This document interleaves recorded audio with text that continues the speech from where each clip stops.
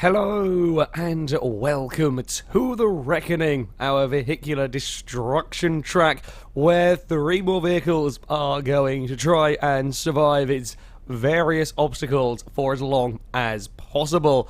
The current leader at 94 Covet made it onto its second lap. It made it, well, just about to that jump over there across the river. That is the distance to try and beat. However, none of the cars in the first episode were particularly tough vehicles. They actually didn't go quite as well as I might have expected from them. Our car to start today is a D-Series. This, the Blazer spec. It is all-wheel drive, nice beefy suspension, supercharged V8 at the front. Unfortunately, terrible automatic gearbox. However, that's what we have got to live with. Should fare a lot better. After all, this is a lot more designed for off-roading. Good God. There are downsides to off-roading, as we've already immediately seen. I say off-roading, with these more off-road orientated vehicles. The first is that the suspension tends to be quite soft to allow for compliance across bumps. Great across bumps. When it comes to these sort of jumps on the heavy landings, the vehicles can bounce around. We saw it quite a lot at the Baja Rama circuit. It is something that is a real problem for the heavy-duty off-road vehicles, and it's something that it looks like we're going to be seeing here as well. A little bit of an awkward landing across that first jump, however. While it's slightly buckled the wheel, it's nothing terrible. I say slightly buckled the wheel, it's kind of like buckled the rim. The wheel itself is okay. It's not really pulling at any direction. The tyre's not punctured. And perhaps most importantly of all, the radiator is still in one piece.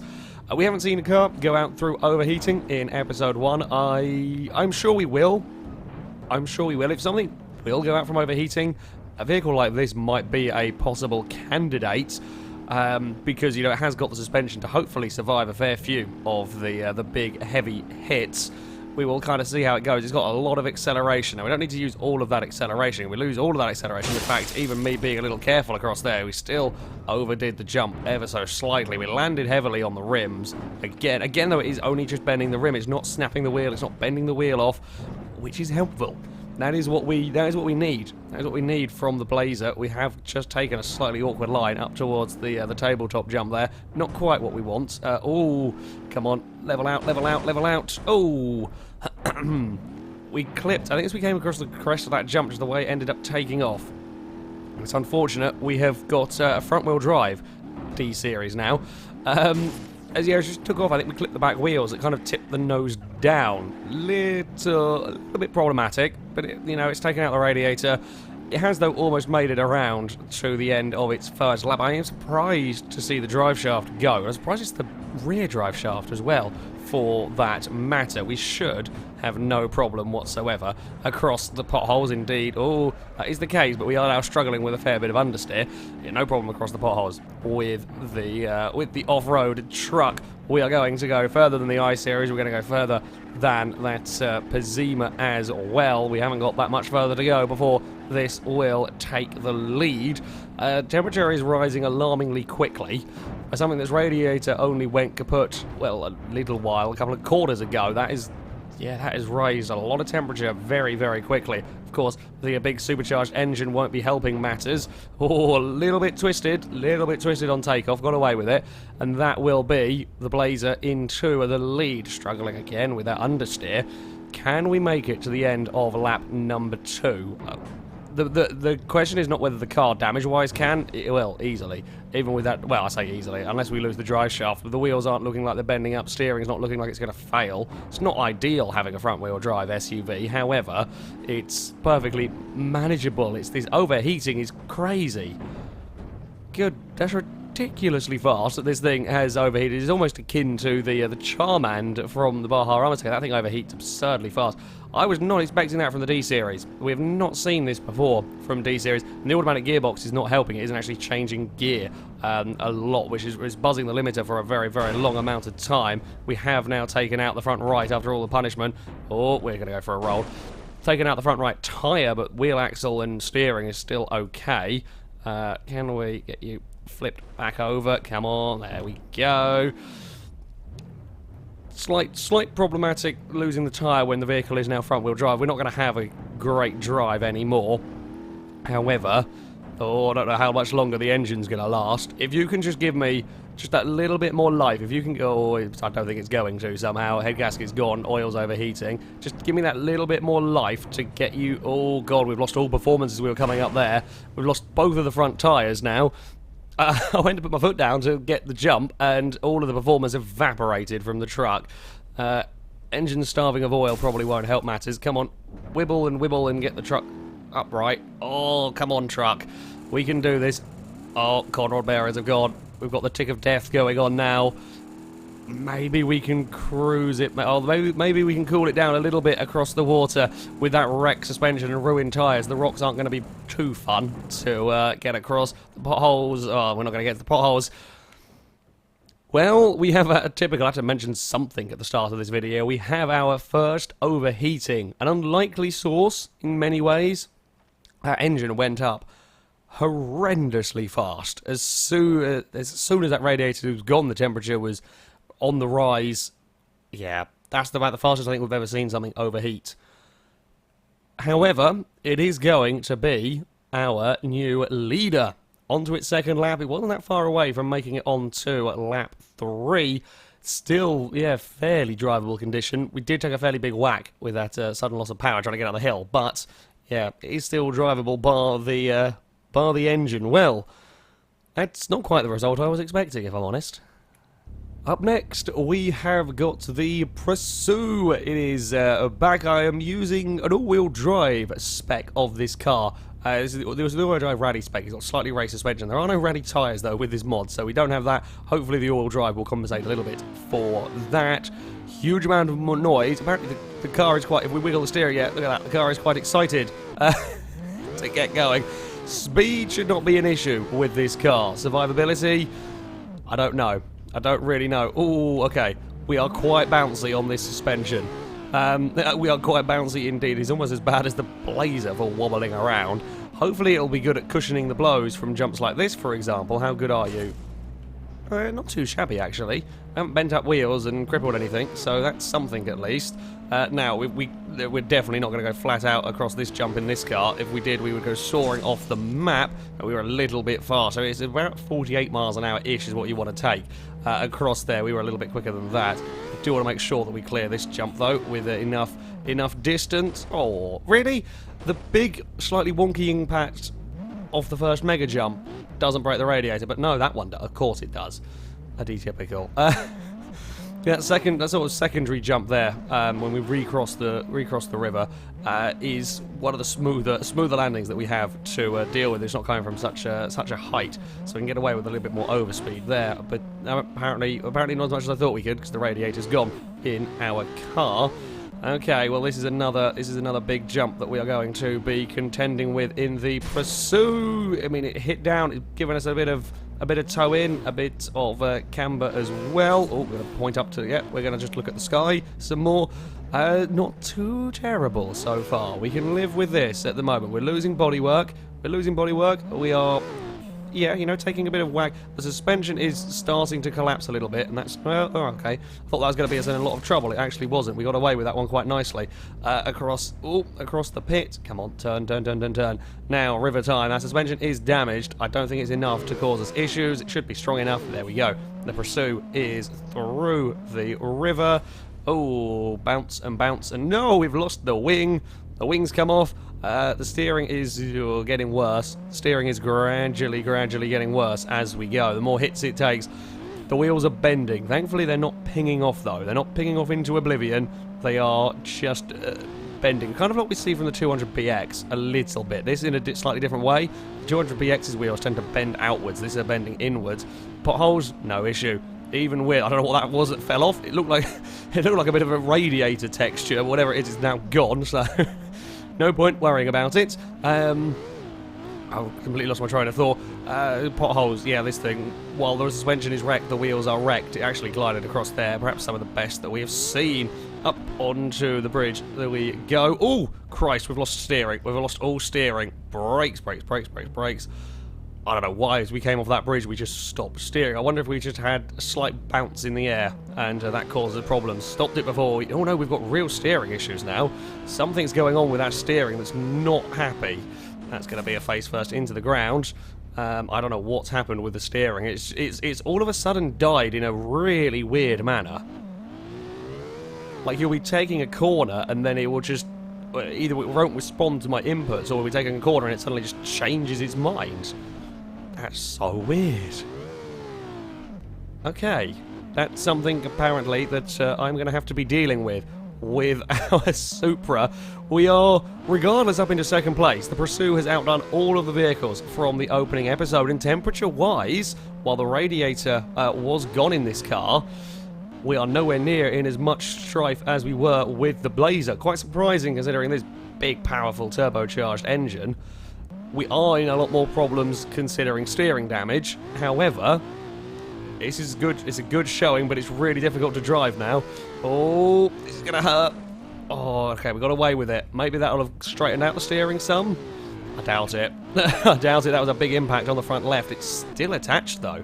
It is still attached to the car. A little bit of correction have to be made across there. The all-wheel drive is working wonders. Lack of rally tyres do not seem to be bothering the Pursuit. Uh-oh, are we going to lose a rear bumper? Possibly. I've got so little steering anymore now across these jumps. We are going to lose the rear bumper.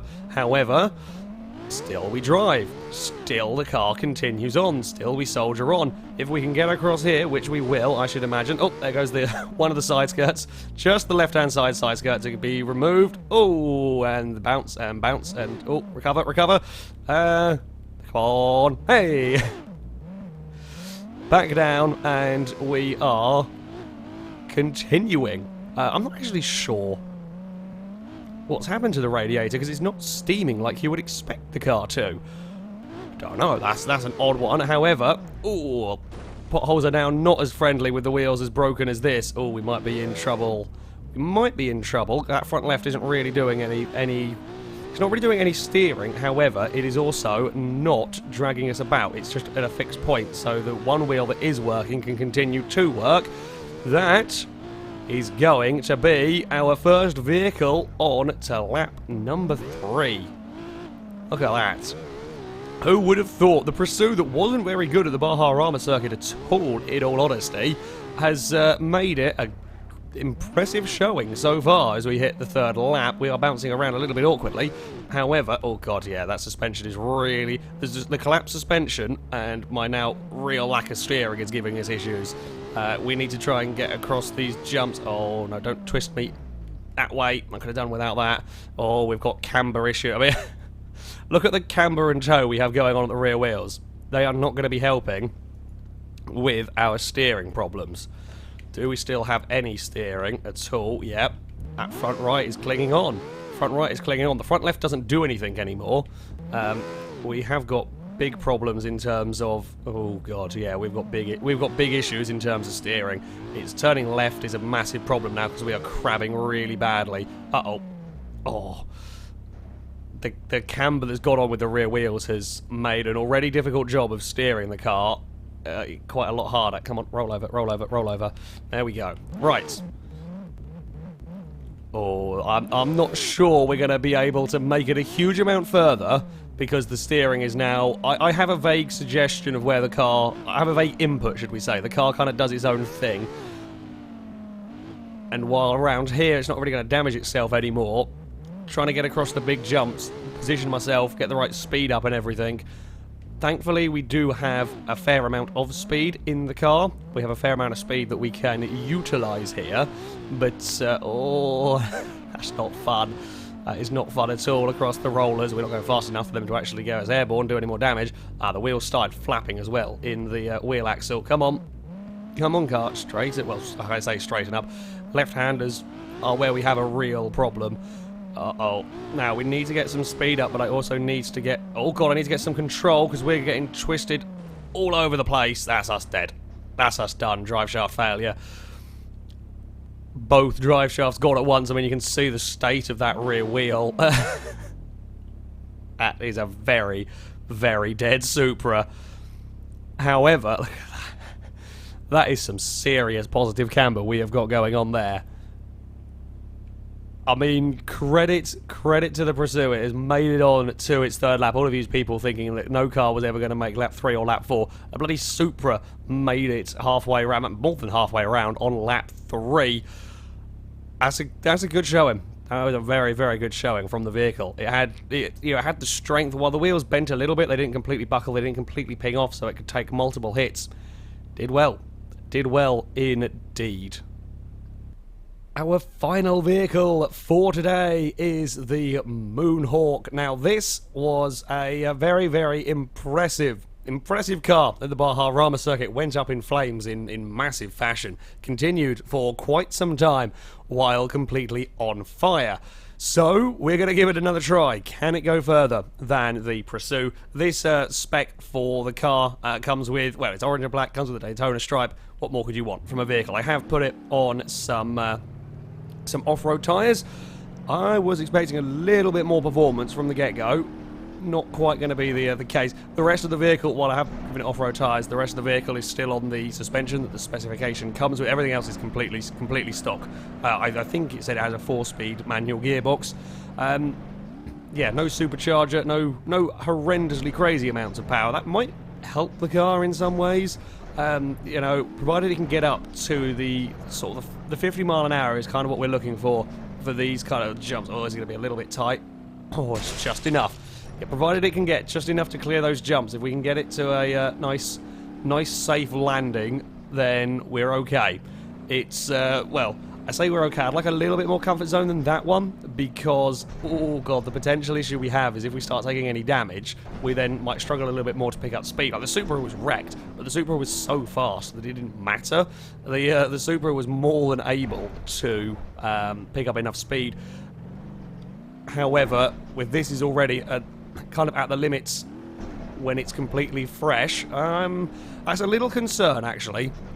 That is a little concern. I was expecting perhaps a tad more performance from our vehicle, but never mind. We've got to adapt to it. We've got to do as best as we can with this car.